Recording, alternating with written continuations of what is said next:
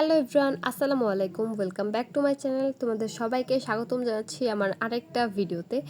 তো আজকের এই ব্লগটাতে তোমাদের সাথে শেয়ার করব ঈদের আগের কিছু ক্লিপ, যেটা কিনা এক সপ্তাহ ভরে আমি আসলে ভিডিওগুলো করেছি। তো এডিট করার অলসতার কারণে আমি ভিডিওগুলো আপলোড করতে পারিনি, যার কারণে এখন আপলোড করছি। তো এটা হচ্ছে সেদিন যেদিন আমরা কামরাঙ্গা মাখা করে খেয়েছিলাম। দিনটাতে অনেক বেশি রোদ উঠেছিল আর অনেক বেশি গরমও পড়েছিল, তাই ভেবেছিলাম যে কিছু টক ফল মাখা করে খাই। তো আমও ছিল, তারপরও আম খেতে ইচ্ছে করছিল না, এজন্য যেহেতু অনেক দিন ধরে কামরাঙ্গা খাওয়া হচ্ছিল না, তাই ভাবলাম যে কামরাঙ্গা ভর্তা করেই খাই। তো যেই ভাবা সেই কাজ, আমরা কামরাঙ্গা ভর্তা করেই খেয়েছি অ্যান্ড এটা অনেক মজার ছিল।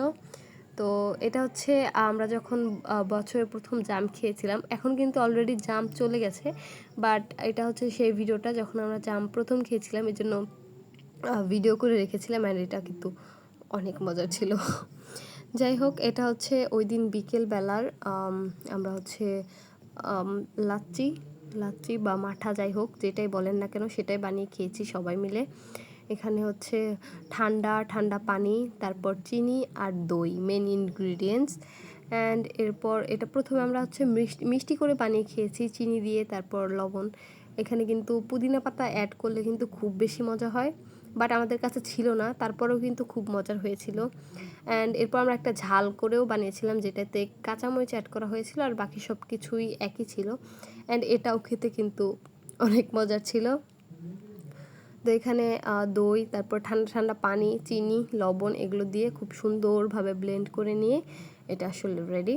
তারপর এটা তোমরা এনজয় করতে পারো, ঠান্ডা ঠান্ডা ড্রিঙ্কস। এটা খুবই মজার, বাসায় চাইলে ট্রাই করতে পারো, খুবই ভালো লাগবে। বিশেষ করে গরমের মধ্যে এটা অনেক বেশি ভালো লাগবে। যাই হোক, এটা হচ্ছে আরেক দিনের, সেটা হচ্ছে এটা আমরা গাছের সব আম পেড়ে নিচ্ছিলাম, কারণ এটা একটা একটা গাছ থেকে আম পাকছিল আর সব কাঠবিড়ালিতে খেয়ে নিচ্ছিল। তো এই কারণে আমরা চিন্তা করলাম যে সবগুলো আম পেড়ে নেই। তো যেই ভাবা সেই কাজ, আমরা সবগুলো আম পেড়ে নিয়েছি গাছ থেকে। অ্যান্ড দেখতে পাচ্ছ আমগুলো কত সুন্দর অ্যান্ড সাইজেও কত বড়। এই আমগুলো কিন্তু খেতেও ভীষণ মিষ্টি। তো যদিও এর আগেও আমরা এই গাছের আম আরও অনেকগুলো খেয়েছি পাকাগুলো, তো এখন আমরা সবগুলো আম পেড়ে নিচ্ছিলাম। তো এই দেখো সাইজে আসলে আমগুলো কিন্তু ভীষণ বড়। তো এই যে সবগুলো আম পেড়ে নেওয়া হয়েছিল, আর এগুলো কিন্তু ঘরে একদিন রেখে দিলেই পেকে যাচ্ছিল। তো একটা একটা পাকছিল আর আমরা একটা একটা করে মজা মজা করে খাচ্ছিলাম। তো আমের সিজন, আর আম দিয়ে কোনো রেসিপি বানাবো না তা কিন্তু হতেই পারে না। আমি তো না বানালে তো আমার ঘুমই হবে না। যাই হোক, আমি ওই দিন একটা আমের রেসিপি বানিয়েছিলাম, যেটা আমি ভিডিও করতে একদমই ভুলে গিয়েছিলাম। অ্যান্ড যাই হোক, এটা কিন্তু খুব মজা হয়েছিল, বাসার সবাই পছন্দ করেছে, ঠান্ডা ঠান্ডা। আর তখন কিন্তু গরম ছিল খুব বেশি, এজন্যই এগুলো খেতে খুবই ভালো লেগেছে। তো যাই হোক, এই ছিল আজকের ভিডিও। আর কেমন লেগেছে তোমরা কমেন্ট বক্সে জানিয়ে দিবা, আর আমার চ্যানেলটা প্লিজ তোমরা সাবস্ক্রাইব করো। ধন্যবাদ সবাইকে। আবার পরবর্তী ভিডিও দেখার আমন্ত্রণ জানিয়ে আজকে বিদায় নিচ্ছি। দেখা হবে পরবর্তী কোনো ভিডিওতে। সেই পর্যন্ত সবাই সুস্থ থাকবেন, ভালো থাকবেন আর আমার জন্য দোয়া করবেন।